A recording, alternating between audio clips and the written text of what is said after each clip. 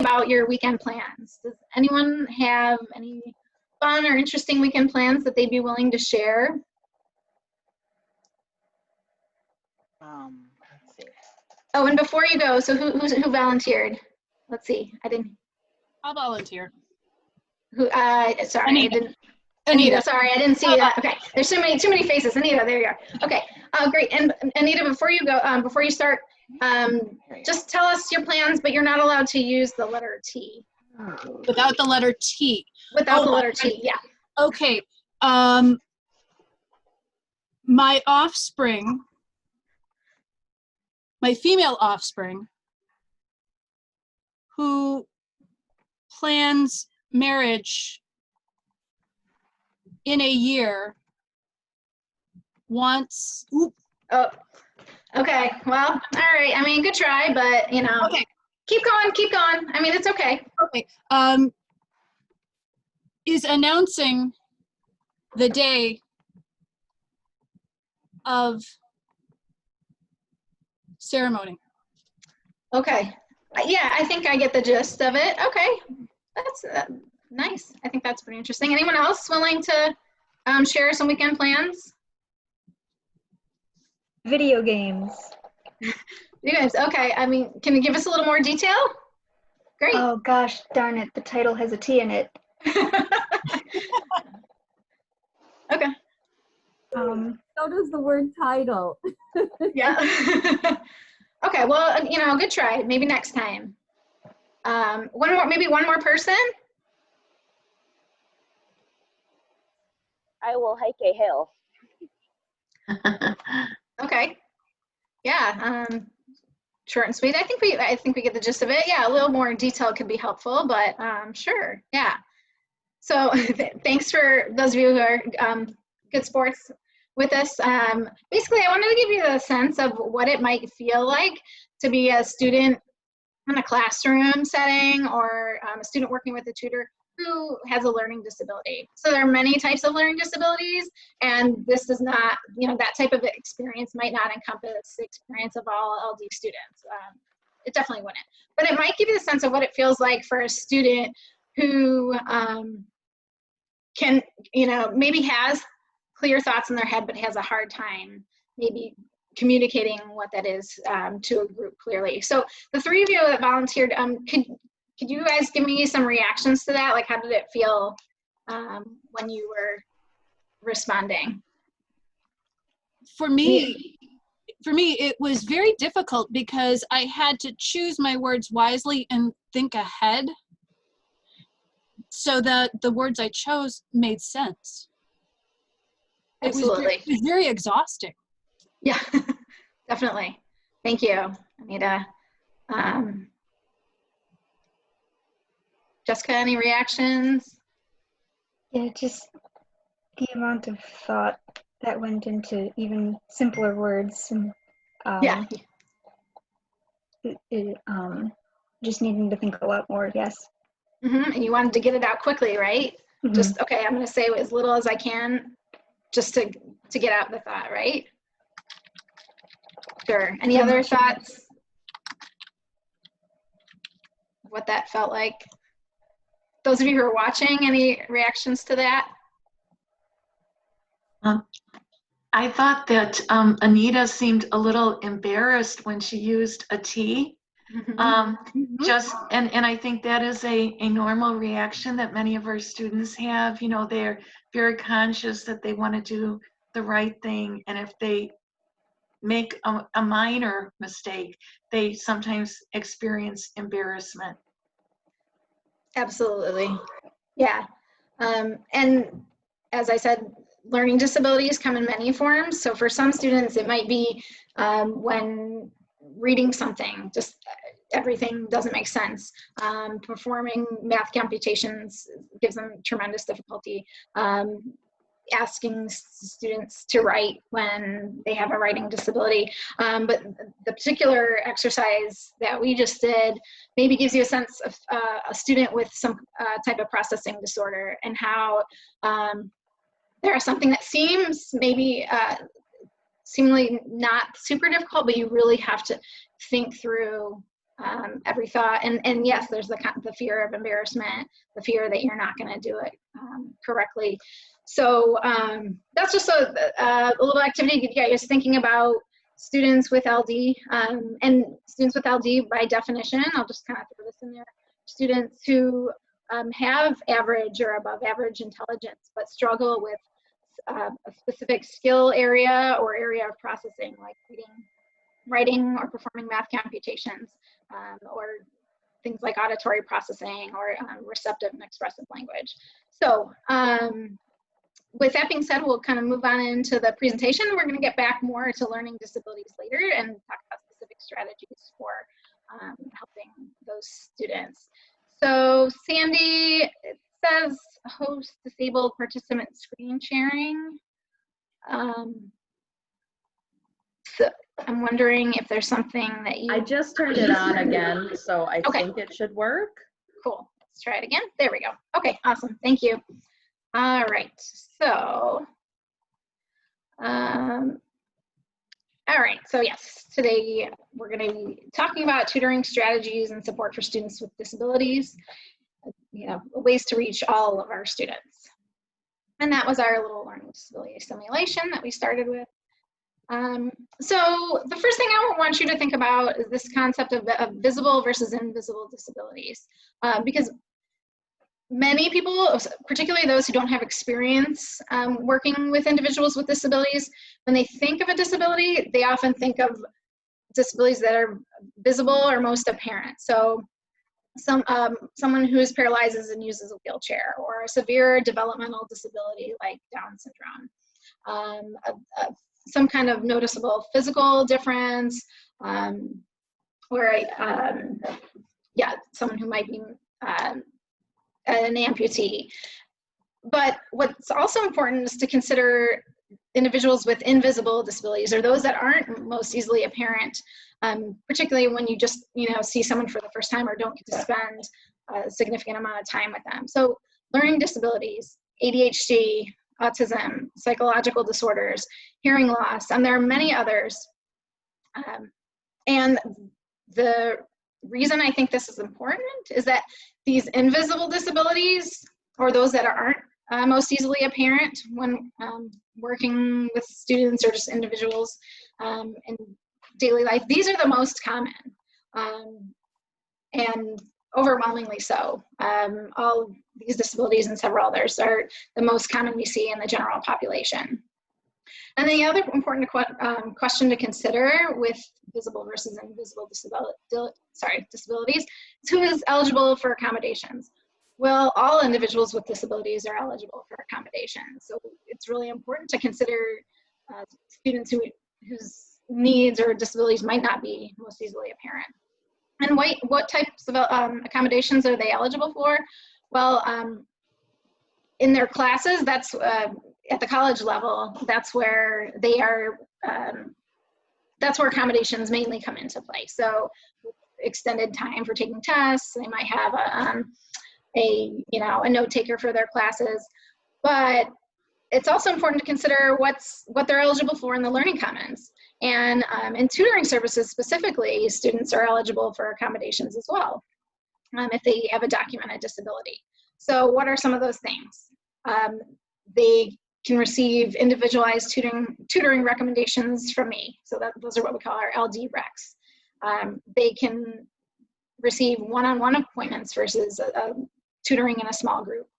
If it's a deaf student, their sign language interpreter might attend their sessions. They might receive a private room specifically because of the nature of their disability versus a cubicle. So things like that are important to consider. And then I have this little graphic here, which is just helps you think about why accommodations are provided. So in the first picture, we have a situation where 3 individuals who are coming to the table with different attributes or different qualities. They're receiving something that's equal here, but clearly it's not equitable. If you look at the other side, each individual is receiving what they need to level the playing field. And so that's what we think about, when we think about providing accommodations for students. It's not about being equal for everyone, it's about what's fair based on individuals' needs. And then I also want to provide just some basic disability statistics that I think are pretty relevant when working with students and working with our particular student population. So as of 2015 to 2016, 20% of students in community colleges had a disability, which was a growth from 12.4% in 2003 and 2004, and a growth from roughly 8% in 1992. So that's a huge jump in the number of students we're seeing with disabilities in community colleges. So when you think about tutoring and the number of students you see, that's a pretty large percentage that have some type of disability that you may encounter. And then on the average— Quick question. Sure. Is that because of the diagnosis is better, or the actual incidences are better? That's always like a question that's out there. I think in that case, the 20% is diagnosis in some disability categories is increasing, but overall, I think more students with disabilities are opting to attend community colleges. Okay, thanks. It's a more popular option. So I think that's, one of the main reasons. Oops, I'm sorry. So another important statistic is that on the average, only half of students with disabilities in community colleges ever formally request accommodation services. So at COD, that's through the Center for Access and Accommodations, either because they do not know they have a disability, and I say that, but maybe they don't know what they have qualifies as a disability that's eligible for accommodations, or maybe they know they've always had accommodations, but they're apprehensive to request services at the college level. And this is important because a lot of students you may see may not disclose or that they have a disability, or depending on how you're working with them. So if it's an in-class assistance, if it's a GSG, you may have students with unique learning needs or with disabilities that aren't going to disclose it to you, but that's, that's a huge percentage, I think, to only have half that formally disclose. And then we have also, students that come into Warsaw and math assistants where, they may disclose and they may not. And then looking at students with disabilities at COD, I know this chart here might be a little bit difficult to see, but basically just wanted to give you an idea of which disabilities, or which are the largest categories of disability that we see amongst our student population. So specific learning disabilities, like the ones we were talking about at the beginning, makes up the largest category. And this is this data is as of fall 2019, and that's about 40% of our disability population. And then followed by ADHD, anxiety disorders, and autism. And as of spring 2019, 1,776 students with a disability were enrolled at COD. And then specifically in tutoring services, just to give you an idea of how many students with disabilities we're seeing. In the 2016 and 2017 school years, there were roughly, I want to say, somewhere between 250 and 275 LD recs completed. And then if you look at 2018, that jumped to 422 recs completed. And in 2019, 398. So although there's some variation, overall more and more students with disabilities are seeking out tutoring services. Our 2020 data is a little different just because of everything with remote instruction, but just to give you an idea, we're seeing a lot of these students. So I think this is really relevant. So next I want to talk about universal design for learning. And I think many people may be familiar with this, and for others it might be a new concept. The reason I bring up UDL today is that, as we mentioned, some students are very come forward with information about their disability and others don't. And I think it's important to think about strategies we can put in place that support all students. And the concept of UDL is intended for just that. It's It's not a specific set of strategies, but it's a framework for learning that helps give all students an equal opportunities to succeed by offering flexibility in 3 different areas. So in the way that students access material, so the way it's presented to them, the way they engage with the material, and then in the way that they show what they know. And UDL is beneficial for all types of students. So it's beneficial for students with disabilities, but it's also beneficial for adult learners. It's beneficial for maybe students who are just learning English. It's beneficial for maybe students who just have a preferred learning style and they know they learn better in one modality as opposed to the other. So when we think about UDL principles, it's something that benefits everyone. And so going back to that graphic from earlier, we had the concept of what equality looks like and how that doesn't make sense for every student, right, or every individual. And then we have the concept of equity, providing individualized supports based on individual needs. But the idea behind UDL is that you actually remove barriers for all students. Any causes inequity might be addressed by applying methodologies and strategies that could benefit all types of students. And I just want to say, we could spend an entire presentation on UDL. So I don't want you to come away from this being like, oh my God, she spent 2 minutes on this, and I feel like I'm just barely got a sense of what it even is. And that's totally fine. There's a lot we're hoping to cover in this session, but I do want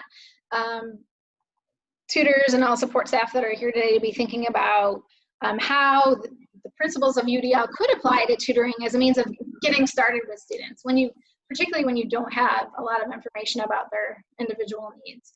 So there are 3 main principles of UDL, and so they fall in the categories of providing multiple means of representation, multiple means of expression, and multiple means of engagement. So I'm going to talk briefly about these 3 and what that could look like in tutoring. So multiple means of representation, what we're talking about here is the tutor or coach's approach to presenting new material or reviewing material with students. What are the different ways that could take place? So obviously there's a verbal dialogue and question and answer, right? Those information could be provided, in writing, in text form, through reading. When we're looking at remote learning, using the interactive whiteboard through Zoom or Collaborate. Obviously, things like handouts, video clips, role plays. Those are all different ways that we can think about presenting material to students so they can access it in different ways. When we move to multiple means of expression, we're looking at what are the ways that students can express what they know or take action on it. This is the idea of show us what you know. So for some students, they can show it verbally, but others might be able to jot it down in writing better. They want to process first. And maybe you ask them to write a few thoughts down and then explain verbally. Or maybe you're in a group session and you're going to ask students to type in their thoughts. And for some students, again, that's less intimidating than being put on the spot. But again, using an interactive whiteboard to allow students to show what they know, having them draw something, again, draw a representation of what they know. Same with role plays. And again, one of the best ways to have students show what they know is to teach it to others. So that's another form. Tech tools like quizzes, review games, things like that. Again, another means. And then lastly, multiple means of engagement. So what are the ways that you can engage students in the learning process and have them become more invested?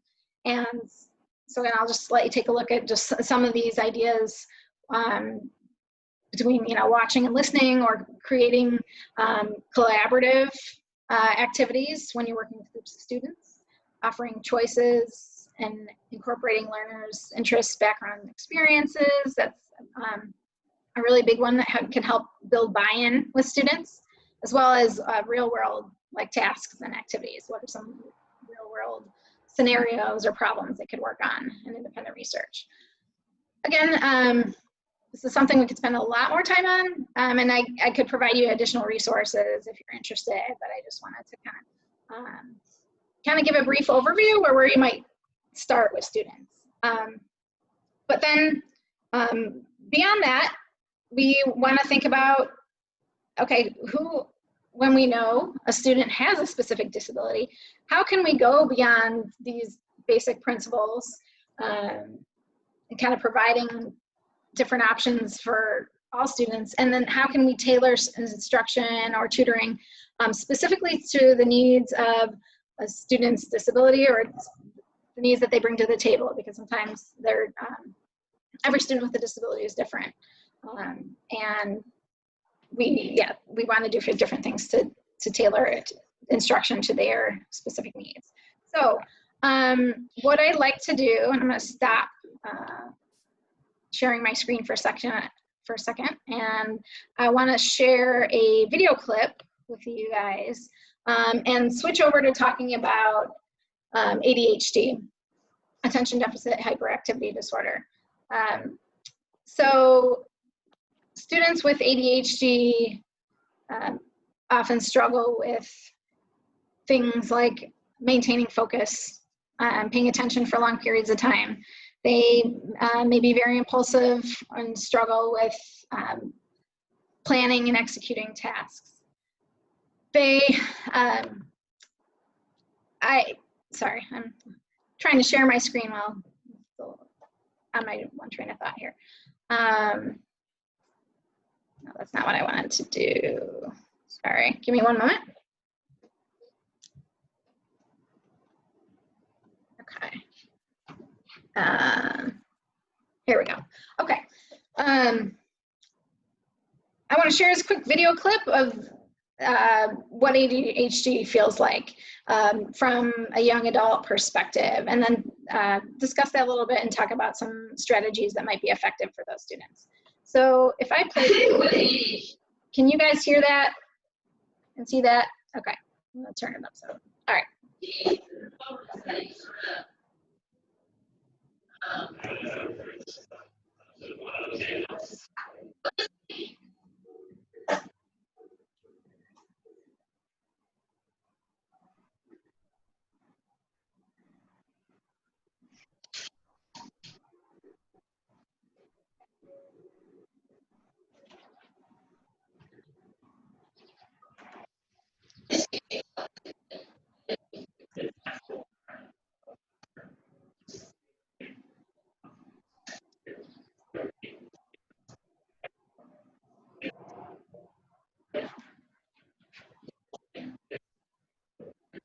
Bridget, I don't think we can hear it. I'm not sure if you're looking at the chat, but Okay. sorry. Is there an issue with it? Yes. Yeah, we can't hear it, Bridget. I'm sorry. Okay. Okay, I'm sorry. If you want, you can just play it with the closed captioning and have it on Not mute, sure. you know? I use Blackboard Collab a lot more than Yeah, I Zoom, should have but said I it. I'm can sorry. tell you on Blackboard Collab, when I share my screen with students, I have Sorry, to click something. sorry, for guys, I'm sharing not the audio. best with this. Matthew, go ahead. What were you gonna say? Sorry. It's okay. I use Blackboard Collab with my students. I'm not familiar with Zoom, but on Blackboard Collab, when I share a video with my students, there's like a thing when I click share screen that I have to click share audio too. So I don't know if there's an option like that on Zoom, but you may have to click that. There was I didn't see that. audio. It was garbled. What's that? I'm sorry. There was audio. It was garbled. That's the only I'm thing. wondering if everyone's mic need to be off? Is that, or I wonder if Bridget, why don't you try going under, oh, I don't know. If you try to share, then click share computer sound. Once you get to this, once you click screen share, then there's a little box at the bottom on the left that says share computer sound, and click that and then click share. Oh yeah, okay. Sorry about that, guys. All right. I didn't know let's that try. until just now. All right, let's try one more time and then like chat in if it's still a problem. Let's see. Okay. So I'm gonna go back. Okay. With ADHD, the problem is that you sort of. I'm going to try to rephrase this because I'm sort of going on a tangent. What just happened? What was I saying?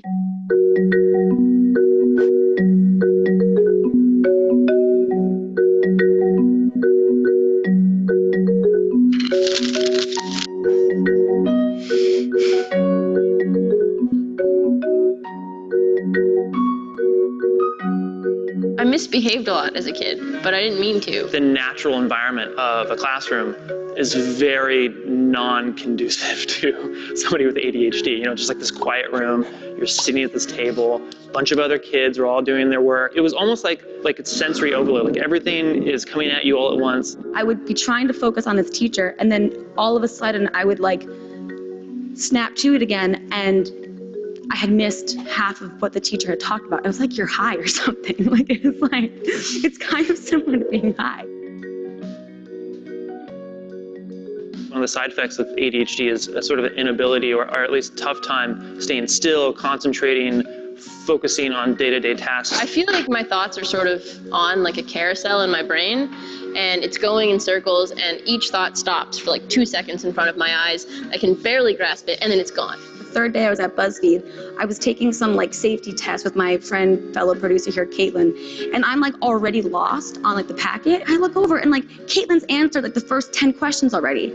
And it's just that's like the story of my life is like looking over to my friend and being like, how the hell did you just do that?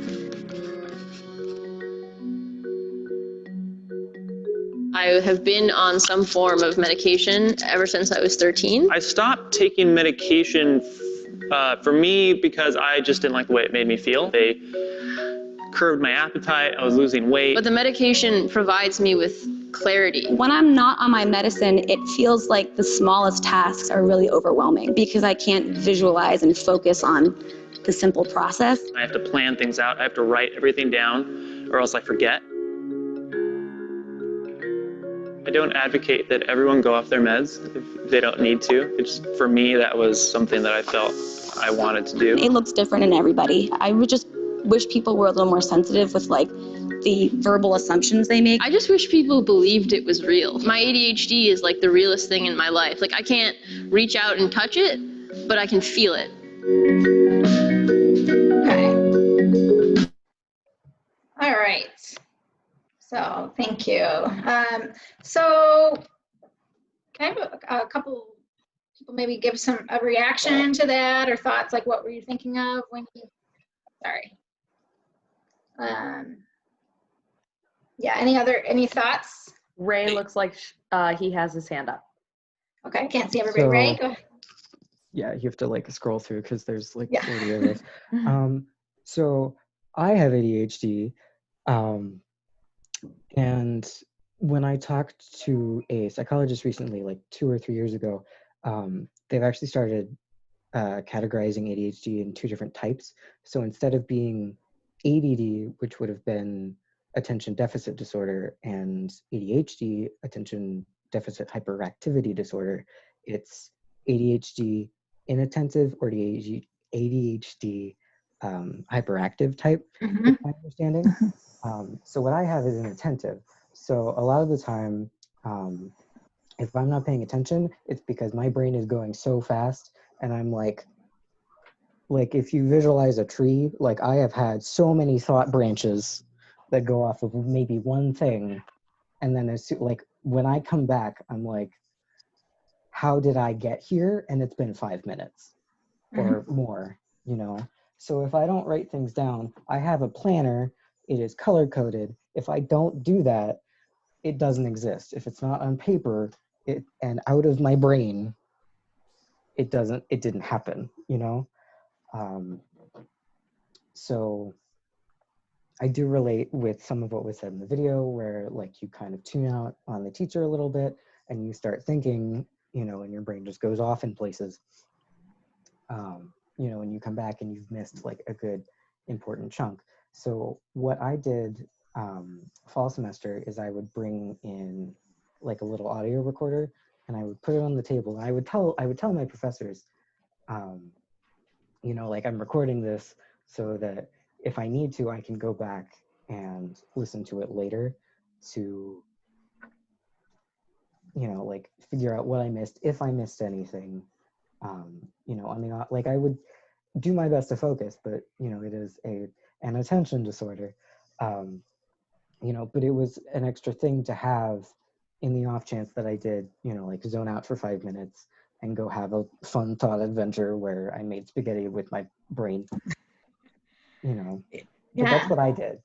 Okay, yeah, awesome. Thank you so much for sharing. And actually, that's a perfect segue to talking about some of the strategies that can be helpful for students with both ADHD and learning disability. I did this before where I can't seem to go forward. So I'm grouping these to, when we talk about strategies, I'm grouping ADHD and learning disabilities together because sometimes you'll find students have some of the same attributes or some of the, at least some of the strategies that work for one will work for the other. There we go. And some of the things you mentioned are perfect examples of what students with ADHD, yeah, I think it's very common for students with ADHD that things that are very helpful: color coding, making lists, making sure everything gets written down, using, you know, recording devices in case you miss anything.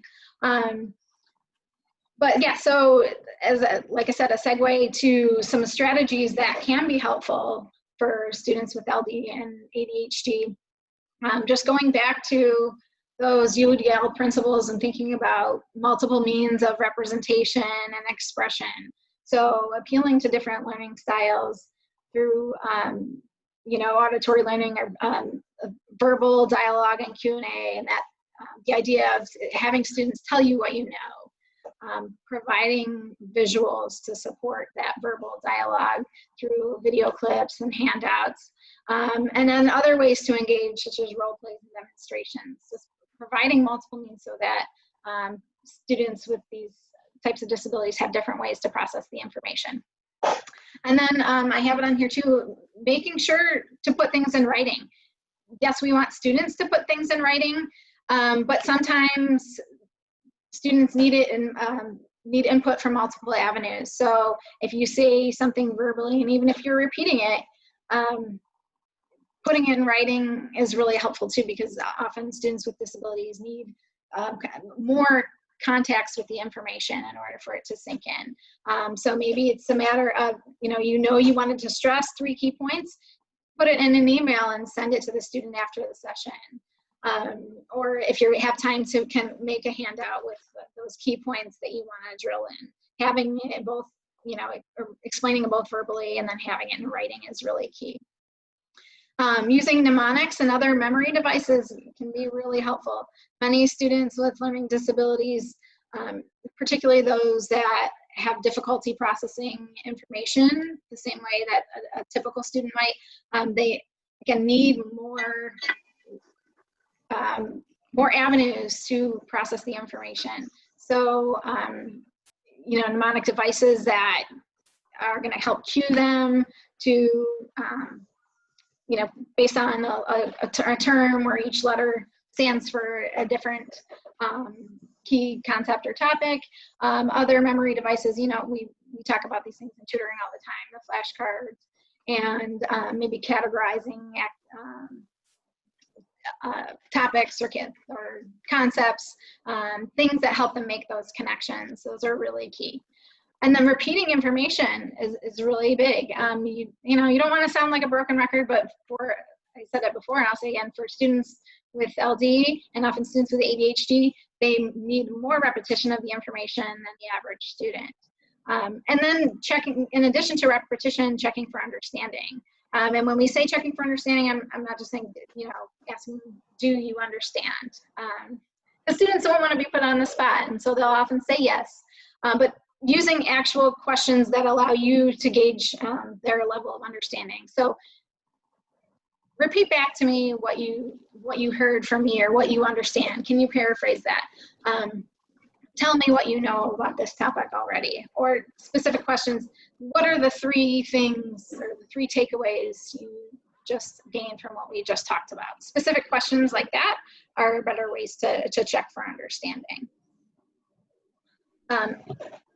In addition to that, taking short, frequent breaks can be really helpful. So as an example, some of you might be familiar with the Pomodoro method, but the idea behind that is that students are most engaged and productive when they work and focus in short sprints of time, followed by a brief break. So in the Pomodoro method, it's very specific. You use a timer and you set a timer for 25 minutes and you focus your time for that 25 minutes and you're on and you're working, and then you follow it by a 5-minute break. And obviously that exact time frame doesn't work for every student, but you know, so you can tailor it to the individual student's needs, but the thought is it's very structured and a timer is used so that the student's attention can be at its optimal point during that on time, and then they're given that brain break, which many students with ADHD and learning disabilities need to be able to kind of decompress and process, and then come back to it and do another 25 minutes followed by a 5-minute break. Breaking down large tasks into steps is really key. This can really help just prevent students from being overwhelmed, and students who may struggle with executive functioning and planning. They're given a huge paper or project and the task just seems so daunting, but keeping the end in mind and then helping them work backwards from that and plan out, okay, what needs to happen first and what are the specific steps that need to take place to get to the end point. That can be really helpful. Focusing on small amounts of information at a time. Although that seems self-explanatory, you could go as far as only showing a student one problem at a time or one question at a time when you're looking at something on a shared screen versus kind of looking at an entire worksheet all at once. Again, it can lead to a student maybe feeling overwhelmed with the amount of information that has to be processed or the amount of work that has to be tackled, but it also can lead to just, you know, information overload if they have to focus on too much. So one question or problem at a time, or when, you know, looking at a reading assignment, okay, let's chunk this, you know, we're not taking this whole chapter, we're gonna focus on one section and make sure the student understands or this paragraph and then before moving on. And lastly, modeling effective organization and study skills is so important for these students. So what I recommend for tutors to make this really genuine and to build buy-in with students is to share what works for you. So Ray, I want to use you as an example. I think since you found some strategies that have worked for you, I think that would be super helpful for your students to know that, hey, this is what has worked for me, because this is something that is difficult for me and I'm going to share what I do. And that may not work for every student, but it can build buy-in when you're using a strategy that you actually use and has worked for you. If that's not the case, if you feel like you use things that maybe don't provide the level of support that certain students might need, but for you, maybe a typical learner, you may not need all of these things. Some students might, and you may recognize that. So maybe you do pick a calendar, show them how to use Google Calendar. Pick a schedule, you know, a template, a schedule template, an app, or some other planning tool.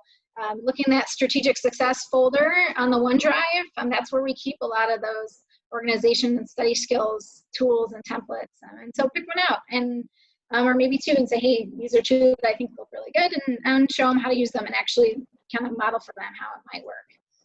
And Ray, I see you have a question or comment or question. Yeah. Well, what I do is I actually have like double sort of.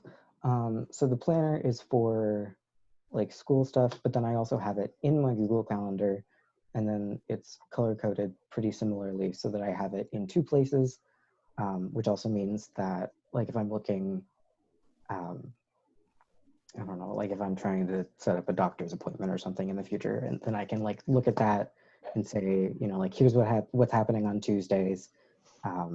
Like I know that I'm free on Wednesdays, this, that, and the other thing. So that like even though like I'm living the schedule, I have it in 2 places so I can look at it and say, yes, this is what I'm doing. You know, and know definitely that it's in 2 places. Yeah, awesome. Thank you so much for sharing. And with that, I do want to transition into students with autism. So students, just for the sake of time, students with autism, you know, I think, sorry, let me backtrack a second here.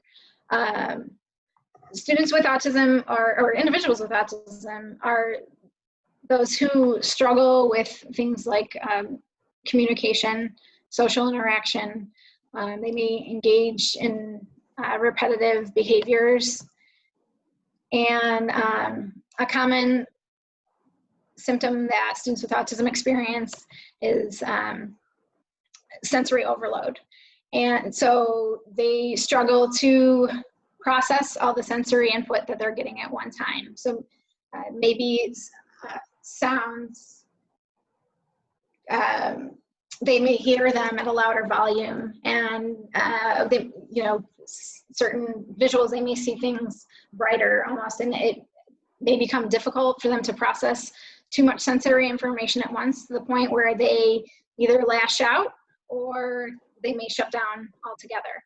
So the next video clip I want to show you might hopefully give you a sense of what an individual with autism might feel when, in this particular video, it's when they're walking down a street. So I'm going to share that real quick with you. And hopefully, can you guys give me a thumbs up if you can hear it? I shared the audio once and it didn't prompt me again. But, hold on.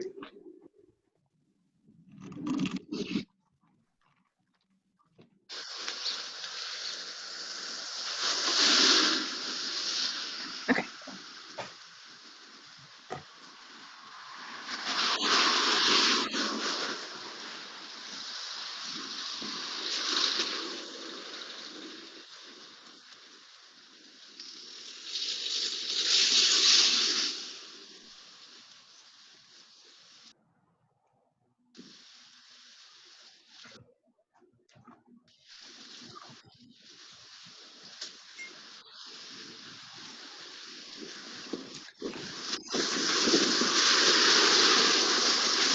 In case you didn't see it, this is a neurotypical person walking down the street. And now you're going to see what it might feel like as a person with autism, the same experience walking down that street.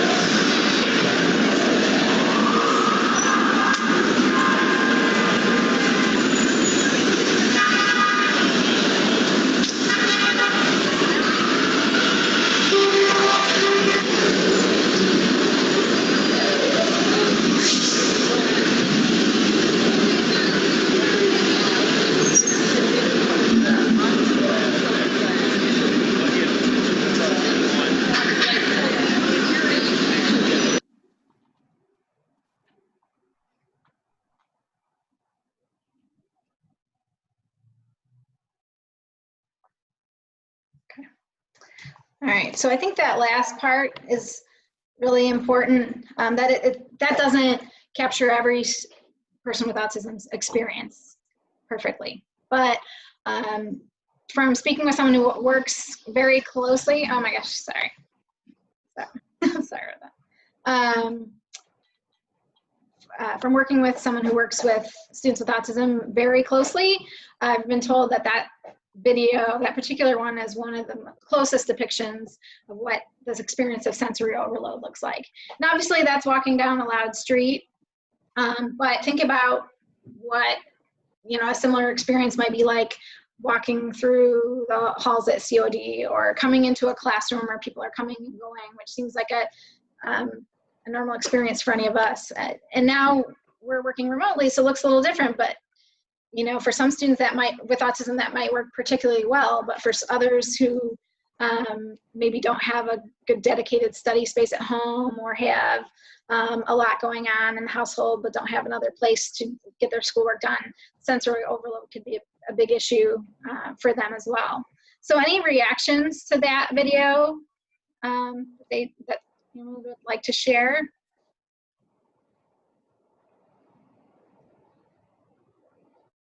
Question. Am I understanding that ADHD is also not so much that you can't pay attention, but often you're paying attention to many different sensory inputs? Mm-hmm. And maybe Ray can comment on this, or anybody else who's knowledgeable about this. And so in that way, autism and ADHD can be similar as far as that goes? Yeah. Yes, I would say so. Yeah, Ray, you could jump in, but I would say there's a lot of overlap in many of these disability categories. It is my understanding that ADHD and autism are kind of like sibling brain problems, is how I've described it in the past. But for me, a lot of the time, like I can go in and out of it. So like if you just take like one earbud out and like listen to the background hum of like everything, a lot of the time, like we're tuning it out. So it's, like the background noise of your laptop, or the Wi-Fi router that's over there, or, like your dog making snuffling noises on the floor, but there's lots of sounds that are always coming at you. And for me, sometimes like if I'm feeling sensory overload, it's a lot less like I'm paying attention to one specific noise and I'm paying attention to one specific thing. It's a lot more like all of a sudden, like all the noises are coming at me at once, and I can't filter through all the different ones. Okay, thanks, Ray. Yeah, and that's a good point. I actually had another video clip that I wanted to share with you that was meant to be what it's like for student or an individual with ADHD experiencing sensory overload and trying to sift through different pieces of information. And the video presented all this information and asked you questions at the end. It's a little long, so I switched it at the last minute. But I'll maybe send you guys the presentation so that, if you're on your own time, you wanted to watch the other video clip, you could. But moving on, again, just for the sake of time, I want to discuss some specific strategies for working with students with autism. Okay, sorry, sometimes I have to stop the share and then reshare. There we go. Okay, so one of the key things for working with students with autism, I think that anyone can do, is to provide structure. As many as 50% of students with autism suffer from an anxiety disorder as well. So the more structure you can provide, the more predictability and routine, the better. So some ideas for that would be to email the student in advance of a session to provide just a few bullet points that you want to cover, and then also give them opportunity to do the same. So they, there may be some anxiety on their end about what the session will look like if it's their first time. So giving them an opportunity to ask questions or asking them what they want to cover. Creating a schedule or checklist of things to accomplish during sessions. Again, for that predictability and sense of routine for the student, but also students with autism can tend to get off task. They often have unique areas of interest, and sometimes we call them hooks, like areas that they would love to talk about, you know, with someone who's willing to listen. But of course, we have things that we want to accomplish in a session, and if you have some kind of schedule or checklist that you've established, it's a good way to refocus their attention and say, hey, I'd love to hear about this if we have time at the end, but we decided or agreed that we were going to cover these things, so let's, you know, try to refocus our attention there. Just like some of the, you know, just like working with students with ADHD and LD students, I said there's a lot of overlap. Breaking tasks down for students with autism is huge when we look at that anxiety piece for them. And they, students with autism also have, often have issues with executive functioning and planning and initiating multi-step tasks. So not only breaking the task down in the session, but also helping them create a plan for what they can accomplish after the session. That can be so helpful for them. And then clarity is a huge thing with students with autism. Being repetitive in your expectations and following up with the student often. These are students where you may have to go that extra step, where things just maybe not intuitive, whether it's something like, you know, how do I schedule my appointment or make sure I'm doing things the right way to get connected with this tutor or this coach. They need that more of that follow-up, or kind of just someone to walk them through the process step by step, or how do I log in to collaborate, things like that. The more concrete you can be, the better. Students with autism often struggle with abstract concepts and language, so avoid sarcasm and avoid idioms and ambiguous language. It's kind of black or white many times for students with autism, and they have trouble seeing the gray area. So the more concrete you can be and provide specific steps for things, bullet points, simple, clear language, the better for them. And then another key thing is I refer and connect.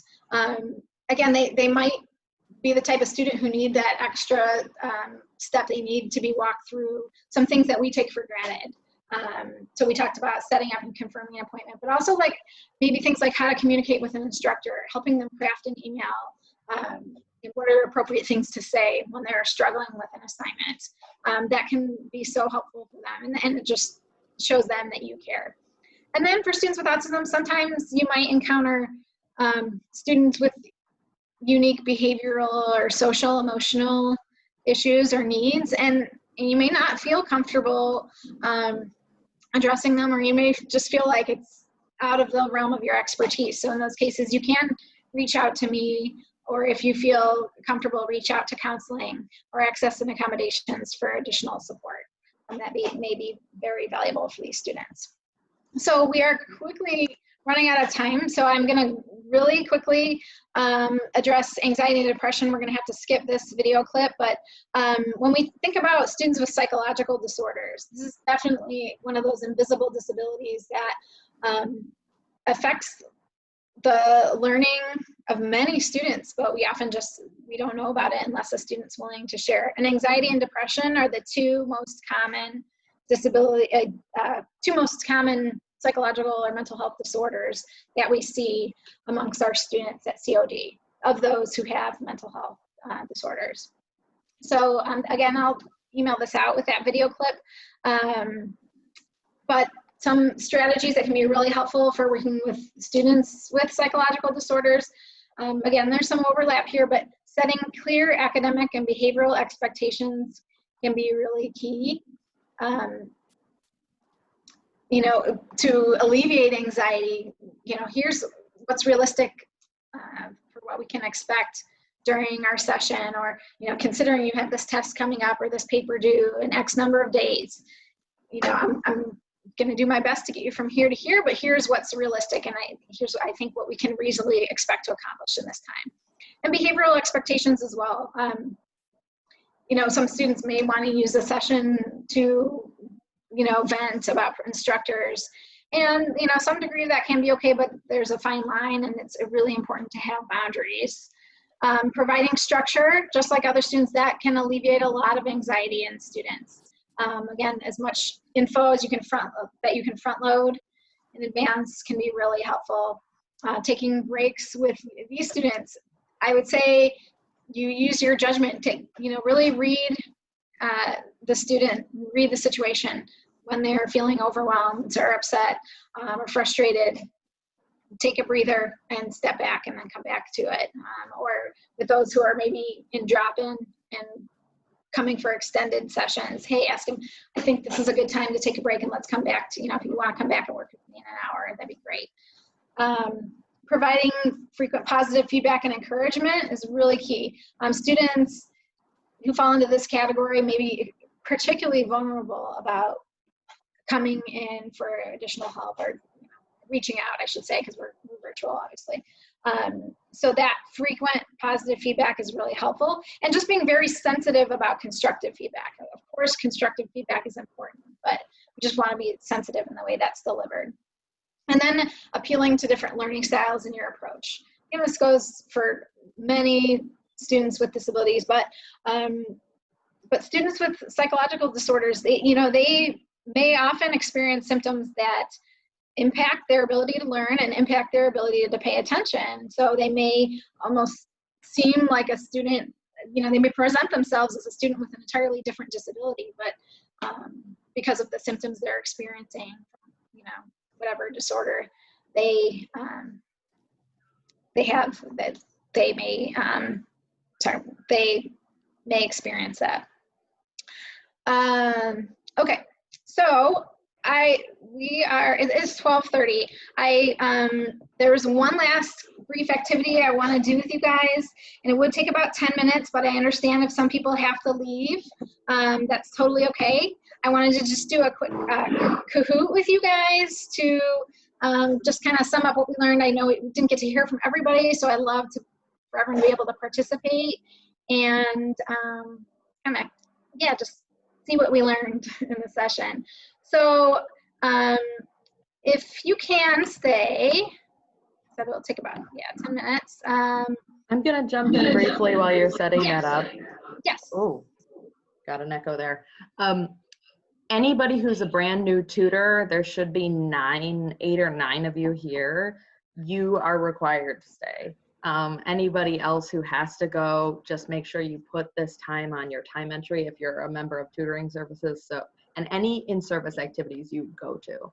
I'm gonna keep the recording going because we wanna capture this next part as well. So thanks. Awesome. So as we mentioned in the flyer for the session today, if you have a smartphone handy, it would be easiest if you can play the game from your phone because you're not gonna be able to see the questions and responses at the same time. So can everyone see this? If you volume. What you'll need to do is go to .it, or if you have the app, and type in this game pin 65352, and I'll give a couple of minutes for everyone who can to join in, and then you'll see the questions on the screen here.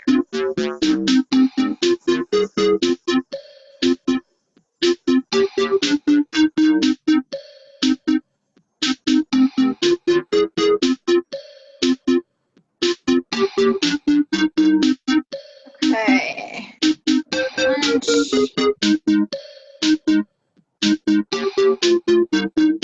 Can you turn the music off, Bridget? Sure.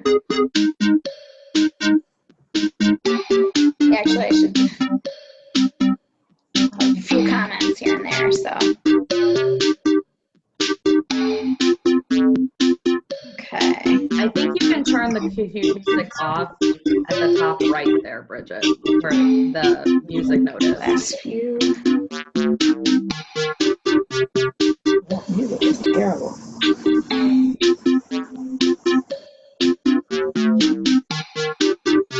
All right. Does anyone? Bridget. Okay, we got a few more. Bridget, can you turn the music off? You will need more time.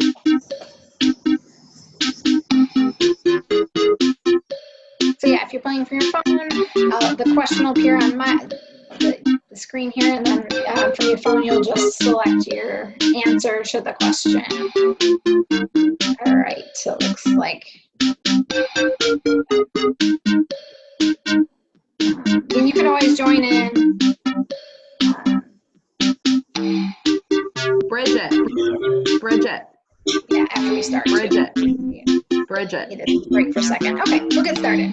All right, so tutoring support for students with disabilities. Question 1, which of the following is not an accommodation offered to students with disabilities in tutoring? So, one-on-one appointments, personalized tutoring recommendations, longer tutoring sessions, or a sign language interpreter attending session.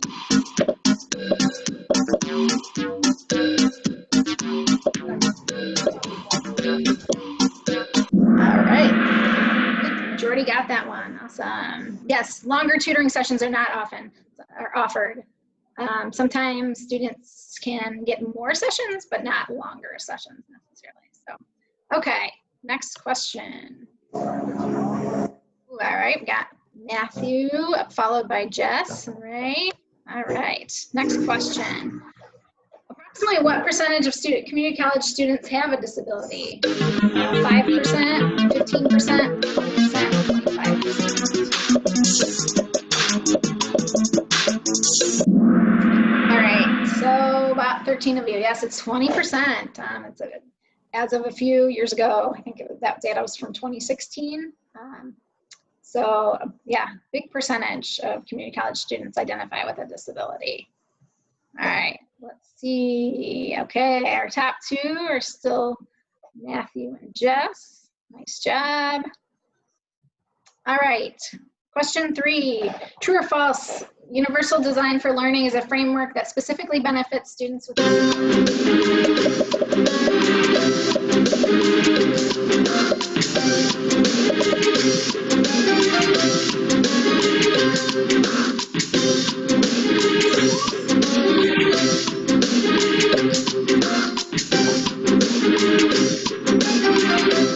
All right, so that one is false. So UDL does benefit students with disabilities, but not specifically students with disabilities. It's intended to be a framework that benefits many different types of students.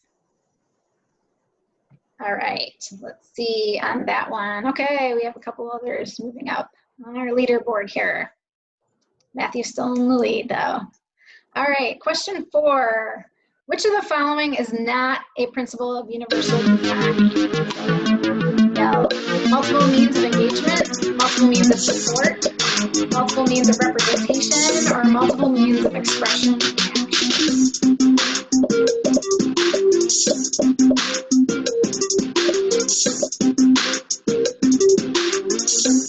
All right, so we got 10, so almost half of the group got that one. Yes, multiple means of support is not one of the 3 principles that we talked about. Oh, Ray took the lead on that one. Nice job. Question 5. In UDL, or Universal Design for Learning, incorporating students' interests, background, and experiences is an example of a means of representation, expression and action, engagement, or support. So using students' interest, background, and experience. So yes, that would be an example of multiple means of, or one of the means of engagement, ways to engage students in their learning. So we were a little bit across the board on that one. That's okay. UDL, we covered that very quickly. All right, so now we got Ray, Jess, and then we're followed by Matthew. And we got AA and Anita too on the board. All right, learning disabilities make up the largest disability category among students with disabilities. True or false?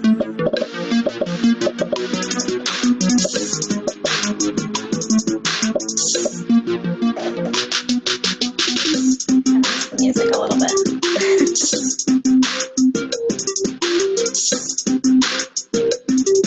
Okay, the majority got that one. Yes, that is true. Specific specific learning disabilities make up the largest disability category, and I think it's followed by ADHD and autism. Next question. All right, we've still got Ray and Jess, and then our remaining 3 on the leaderboard is changing a bit. Good job, guys. Okay, 7, you should explain things verbally to LD students. Avoid explaining things in writing to prevent confusion. True or false?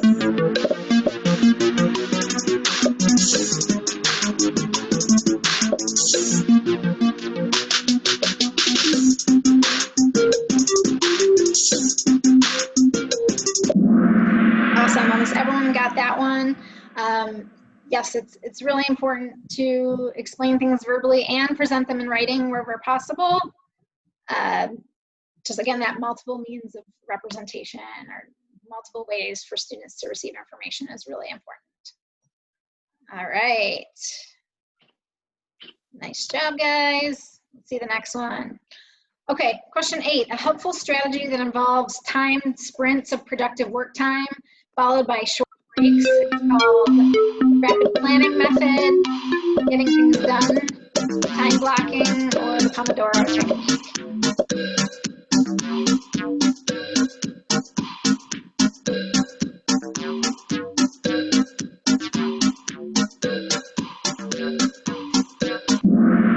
All right, awesome. Most of you got that one right. Yes, I briefly talked about the Pomodoro method. Got more resources on that if you're interested, or check out the OneDrive on that one. All right, so get Ray still at the top here, followed by Jess, AA, Andrew, and Anita. Nice. Okay, question 9. Students with ADHD often benefit from tasks broken down into small steps, open-ended tasks, a lot of practice problems and questions on the same topic, or as much info as possible covered in one question. Awesome. Almost everyone got that one. Again, it can vary by student, but you know, sometimes too much on the same topic can be overload for these students, or covering too much, you know, going for quantity over quality, you just don't get the results you want. So yes, I would say this would be the most relevant, tasks broken down into small steps. All right, Andrew, moving up a little bit. Nice. Okay, true or false? Most of our time management study skills resources can be found in the strategic success folder, the SS folder on the OneDrive. True or false? I believe I mentioned this one. Something I could have skipped over, so some of you, okay, you don't know. For those of you who are new. Oh, awesome, everyone got that. Okay, good. We all know where to find those resources. Okay. Nice, okay. Leaderboard's the same on that one. Okay, moving along. A good strategy to avoid overwhelming students with disabilities is to show one question or problem at a time to focus on. Show all problems or questions at once so they know what to expect. Focus only on easy questions or problems, or tackle the hardest question or problem first. Okay, so yeah, I mean, of course, this, you know, this could vary based on, you know, your opinion, but I think that was one strategy we specifically discussed for students with ADHD and learning disabilities, that kind of showing one thing at a time to focus on can be really helpful. All right, leaderboard staying the same. Okay, next one. In addition to difficulties with communication and social interaction, students with autism often experience anxiety, sensory overload, difficulties with executive functioning, or other difficulties.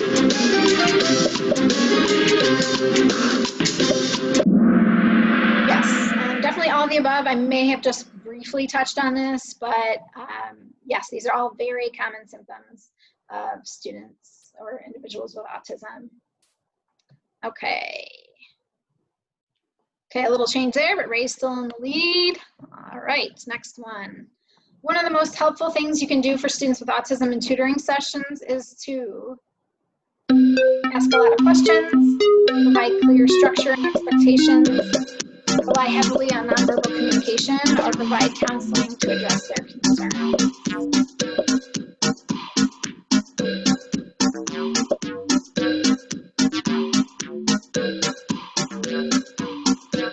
Awesome, everyone got that one. Okay, I think that might have been the first that everyone got right. Maybe, oh no, one other, maybe one of the true false. Okay, all right. Leaderboard staying consistent. True or false, students with mental health disorders often experience symptoms that affect their ability to learn and pay attention. True or false?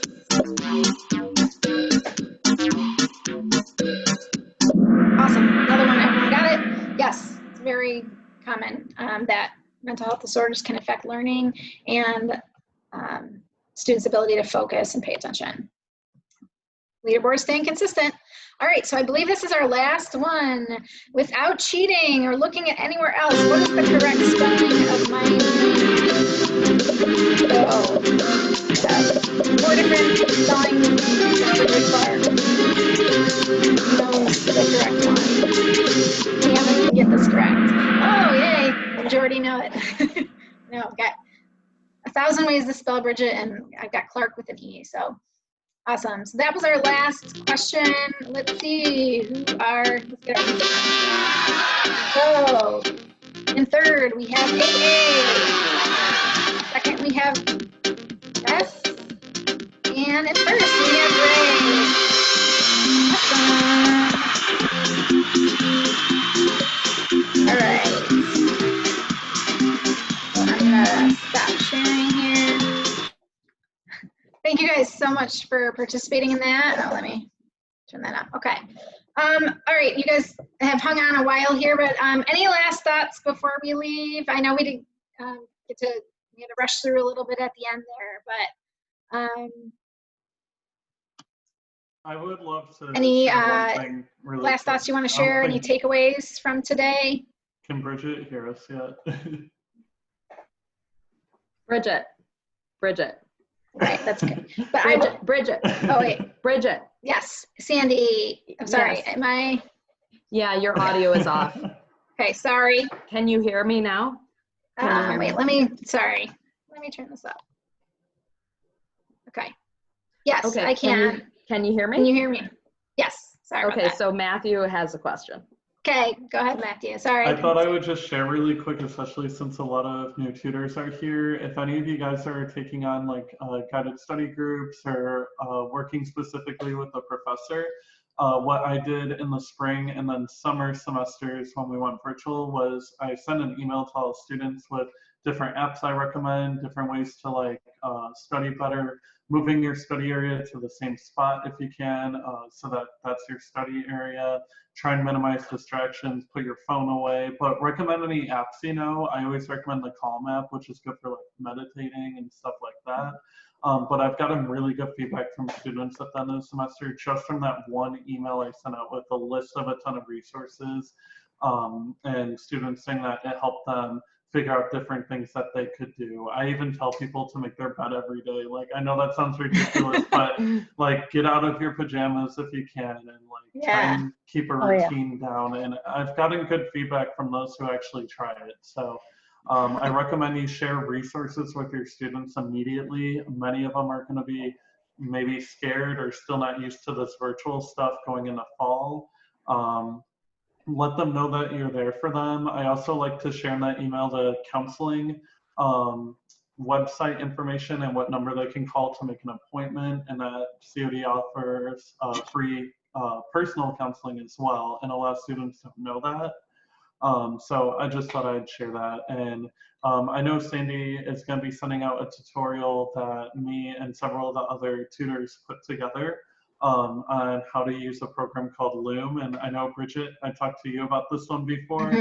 And we put together a video on how to use a program that if you get emails from a student that you can video share and screen share and record information for them, for your student, instead of just typing an email back. And this can address a lot of different issues that people with LDs and even people without LTs might face with just reading an email. That might be difficult for many people, or you may not gain as much from that. So definitely look out for that too. And that's all I have.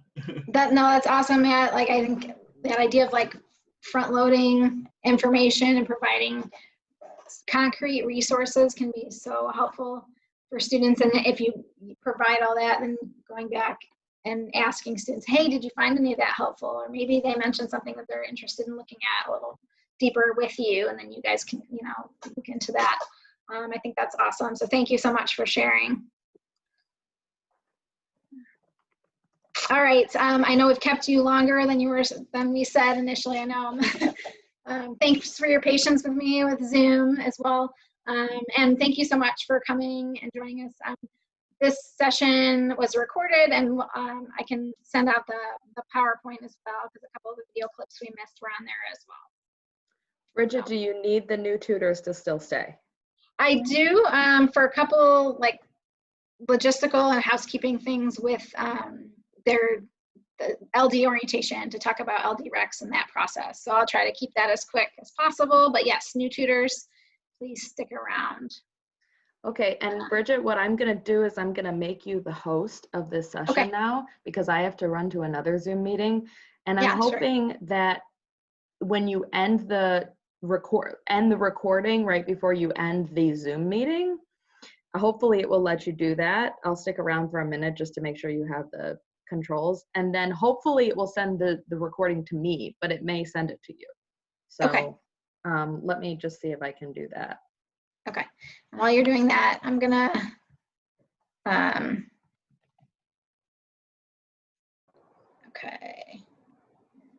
going to pull up the host now. Okay, yep, it says I am the host now. Can you see the recording buttons at the bottom? They might be under more. Sandy, you're still the one recording. Yeah. I'm still the one recording. Mm-hmm. Okay. That's too bad. Does anybody know that if I leave, does the recording stop? I mean, that makes sense, but. Yeah, I don't know.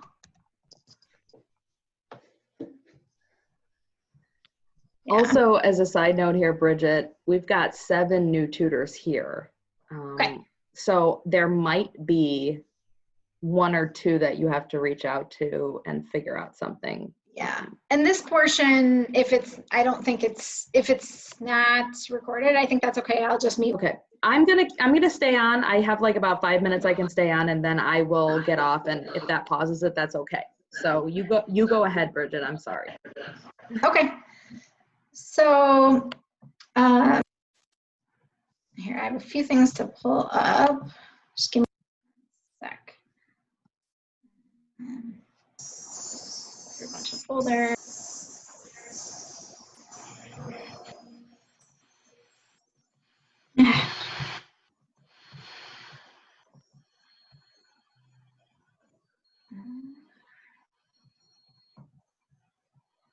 Same. LD orientation. Okay. Okay.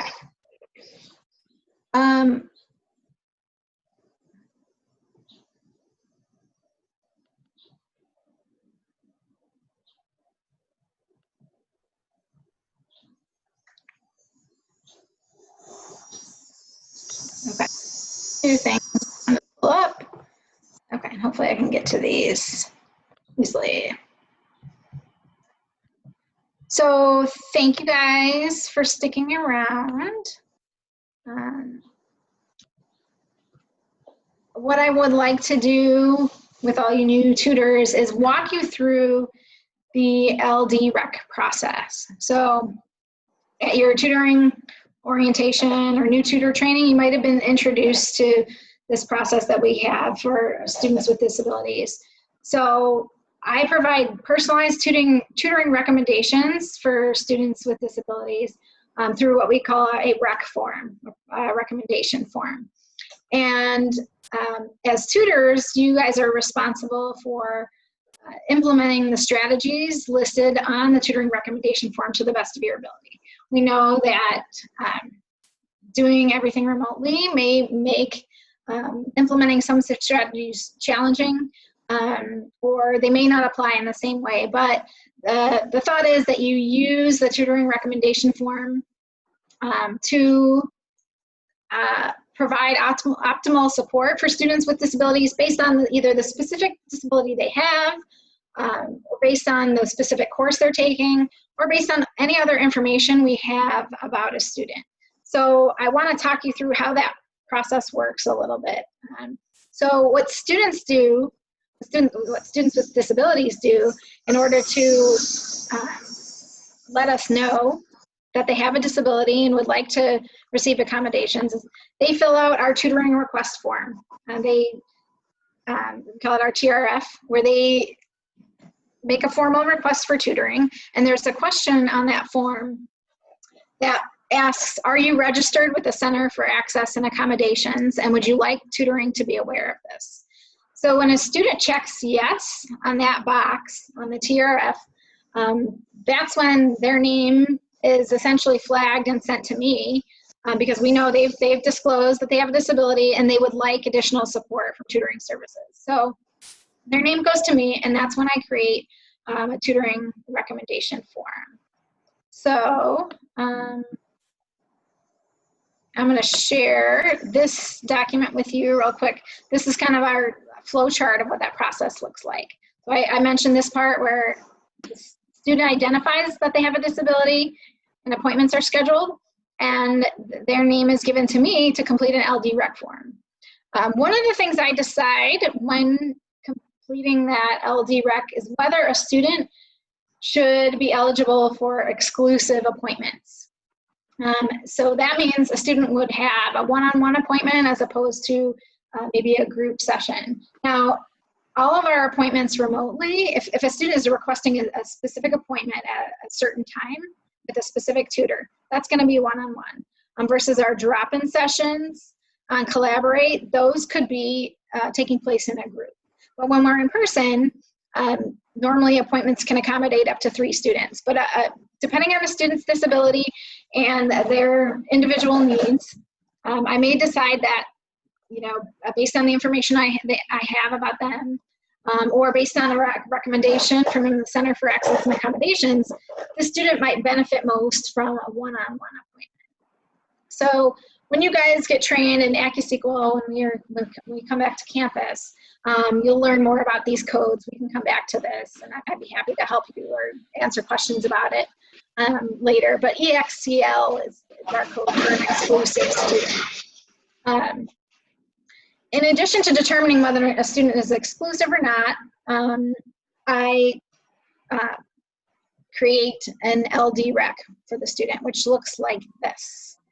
So can you guys all see this now? It's a recommendation form for a student with disabilities. Did that switch over?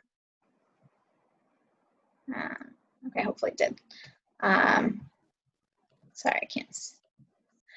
Okay, so this is what the form looks like. It's going to have student's name, the course name that they're taking up in the right-hand corner here. It's going to indicate whether the student is exclusive or not. If it's a non-exclusive student, there will be nothing here. But this particular